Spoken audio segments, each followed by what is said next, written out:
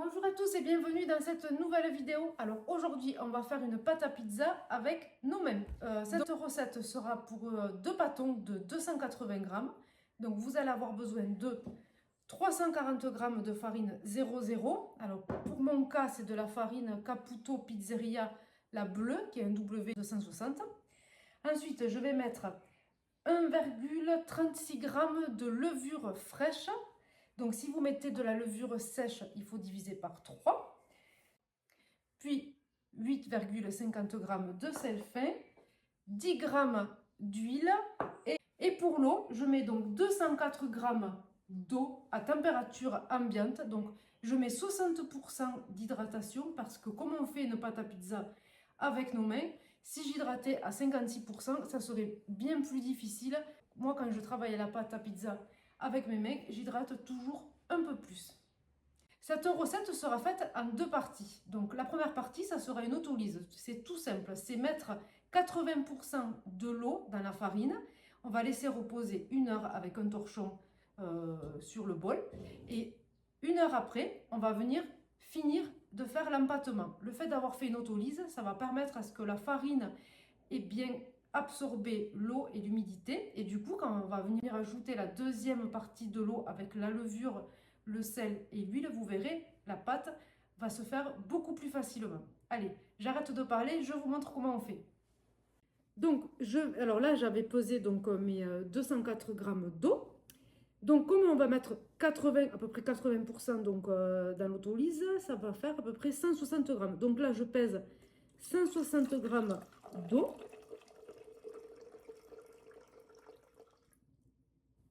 J'en ai mis un peu trop.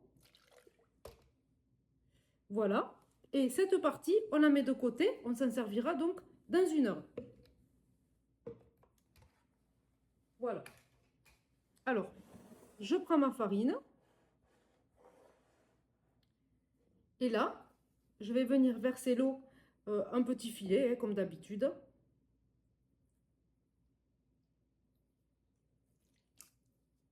Voilà.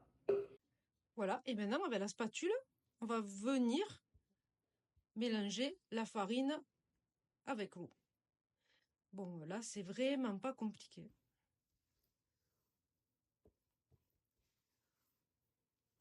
Alors moi, je commence toujours à la spatule. Après, on peut finir avec les mains, bien sûr, hein.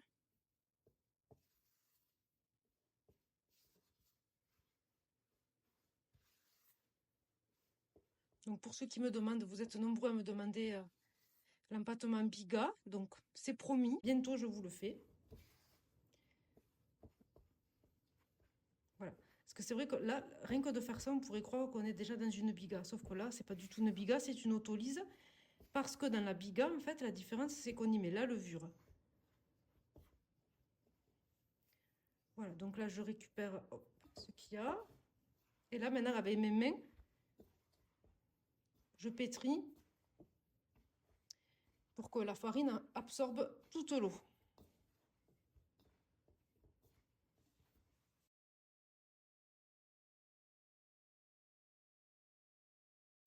Voilà.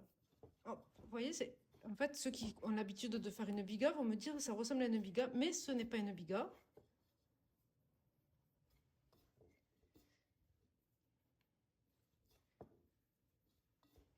Voilà, donc là maintenant je vais couvrir. Alors vous pouvez mettre un torchon, moi je préfère mettre toujours du film étirable, c'est beaucoup plus hermétique. Et on va laisser 1 heure comme ça en température ambiante pour que la farine absorbe toute l'eau.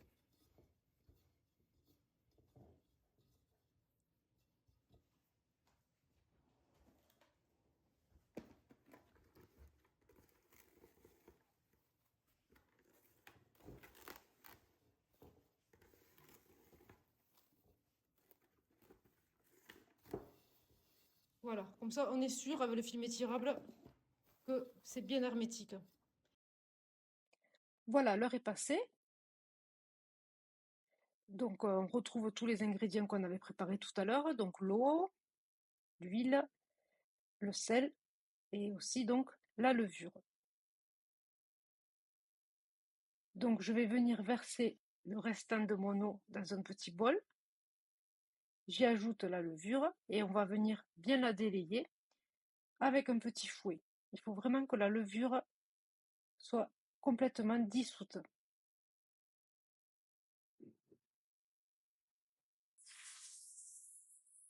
Donc je récupère ma farine qui a reposé donc 1 heure avec l'eau. Donc on peut voir que c'est beaucoup plus humide.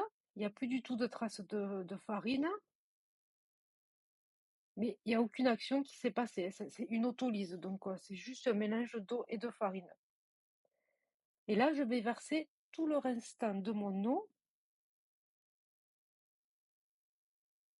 dans la préparation donc, de l'autolyse. Et maintenant, avec mes mains, je vais venir pétrir la pâte.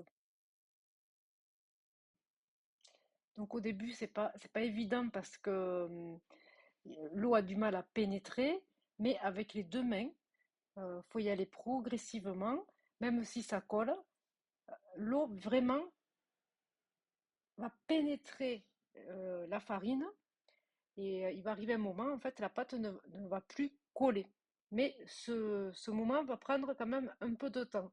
Il va bien falloir compter 7-8 minutes. Donc, je fais souvent en accéléré pour éviter de vous endormir.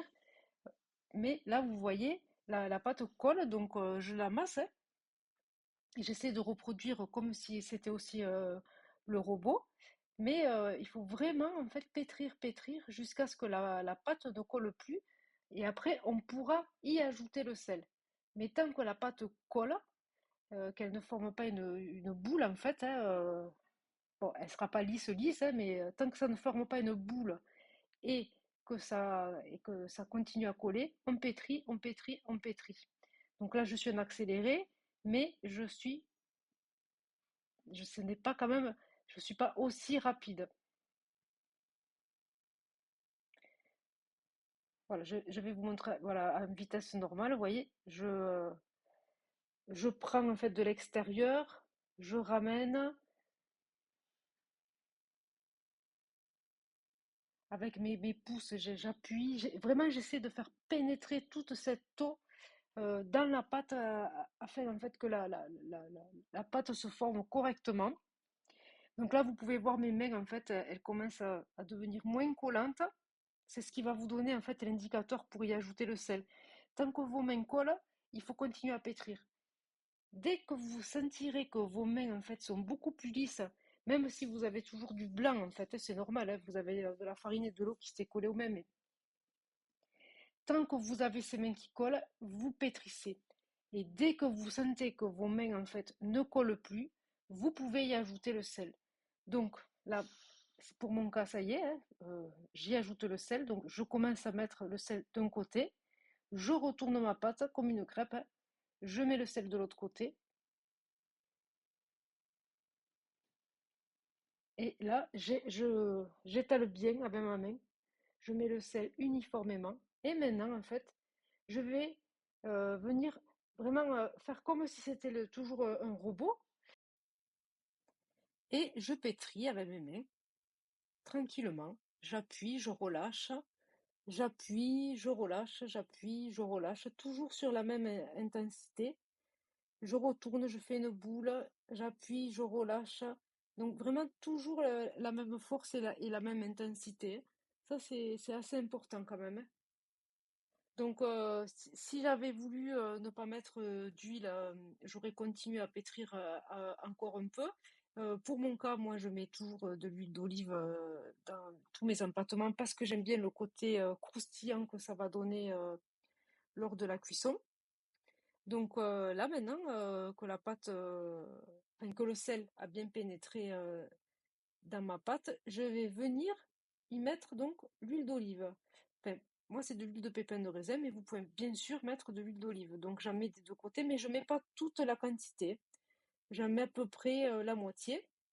Et là c'est pareil que pour le sel tout à l'heure. Je viens, je vais venir en fait essayer de faire pénétrer progressivement. Alors l'huile, c'est beaucoup plus délicat qu'à mettre que le sel, puisque l'huile, bien sûr, ne se mélange pas à l'eau. mais en ayant en fait un pétrissage doux et en même temps intense, hein, puisque j'appuie, hein, vous pouvez le voir, hein, j'appuie fort avec les paumes de mes mains et mes pouces. euh, L'huile quand même va bien pénétrer la pâte. Et là maintenant je vais finir par verser les derniers centilitres les derniers centilitres d'huile. Voilà. Je la caresse des deux côtés et c'est reparti pour une séance de pétrissage.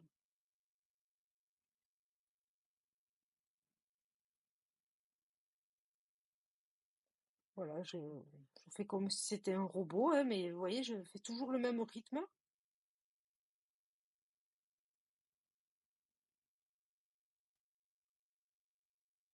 Voilà, je vous remontre au ralenti. Je vais vous montrer de plus près, vue de haut. Et donc, en fait, je pars de l'extérieur et je remonte. Je pars de l'extérieur, je remonte. Je pars de l'extérieur, je remonte. Et là va arriver un moment où la pâte va se déchirer. Donc, on va stopper en fait le pétrissage avec nos mains, car sinon on va finir par enfin, on va la massacrer. Hein, c'est pas on va la finir, on va la massacrer.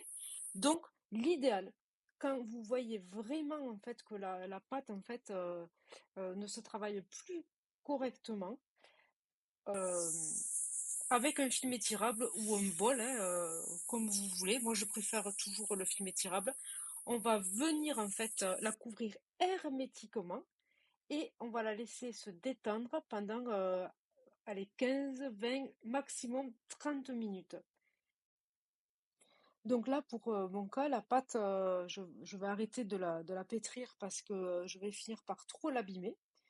Donc, avec mon film étirable, je vais venir la couvrir hermétiquement et donc je vais la laisser se reposer à peu près 20 minutes. Et vous allez voir vraiment la différence. Dans 20 minutes, la pâte se sera vraiment toute lissée. Voilà, donc les 20 minutes sont passées et la magie opère. Regardez, c'est beaucoup plus lisse que tout à l'heure. Donc là, le travail est vraiment en train de se produire. Magnifique. Donc, on va venir finir par lui donner quelques petits rabats, mais pas trop. On va laisser en fait les choses se faire naturellement. Donc avec l'arête en fait de ma main, hein, je vais venir lisser la pâte. Donc je lisse un quart de tour, je remonte un quart de tour. Voilà, je fais ça 5-6 fois. Et comme tout à l'heure, avec mon film, je viens couvrir hermétiquement. On va la laisser se détendre 20 minutes et dans 20 minutes, on pourra donc diviser notre pâte. Voilà, donc les 20 minutes sont passées. Regardez, la pâte, là, magnifique. La pâte est prête. Donc, je viens préparer les couvercles, les deux couvercles en fait, où je vais mettre mes pâtons. Donc, pour ceux qui connaissent à peu près toutes mes vidéos, j'ai toujours l'habitude de mettre un film étirable sur les couvercles de mes boîtes. Ça va faciliter la prise en main du pâton au moment de l'étalage. Donc, je mets le film étirable sur mes couvercles. Et là, maintenant, en fait, comme j'avais fait un empattement, donc juste pour deux, je pèse pas, hein, je divise juste la boule en deux. Je ne sais pas si vous voyez bien, mais vraiment à l'intérieur donc de notre pâte, on commence à avoir des petites bulles, donc c'est que la fermentation est déjà en train de se faire. Donc voilà, donc mes deux pâtons sont divisés. Je vais venir couvrir le deuxième pour pas qu'il sèche. On va s'occuper donc du premier pâton. Donc là, je vais faire une boule grossièrement, hein, tout simplement. Et puis maintenant, sur le plan de travail, je vais venir lisser avec mes doigts en fait le dessous du pâton. Puis je vais venir fermer le dessous. Donc nous on appelle ça la clé. Donc là, je ferme bien le dessous. Voilà, il faut que ça tienne comme ça tout seul. Et on va venir lui donner de la force en emprisonnant en fait notre pâton dans nos deux mains, on la fait tourner sur elle-même. Donc là, ça va venir en fait faire vraiment une jolie boule. Elle va ressembler pratiquement à une boule de pétanque. On vient vérifier que le dessous du pâton soit fermé. Donc là, pour le cas, il ne l'est pas. Donc on revient finir par pincer avec le bout de nos doigts le dessous et notre pâte est prête. Voilà, c'est pas compliqué. Il suffit vraiment de bien le faire. Donc je mets une petite goutte en fait sur le couvercle. Je finis par en remettre une sur le dessus du pâton. Voilà, mon pâton est prêt. Je mets le couvercle, tout simplement. Et là, on va pouvoir passer donc au boulage du deuxième.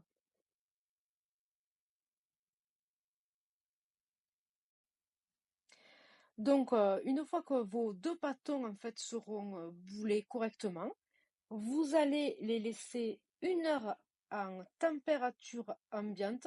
Bon, attention, hein, il ne faut pas qu'il fasse 30 degrés, 20, 22 maximum, hein. S'il fait vraiment très chaud, vous mettez votre pâte directement au réfrigérateur.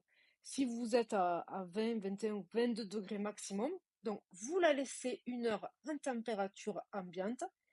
Puis après, vous mettez vos pâtons au réfrigérateur et dans 48 heures, vous sortez votre pâte 2 heures avant si vous êtes en plein hiver, 1 heure avant si vous êtes en plein été et vous pouvez réaliser votre pizza.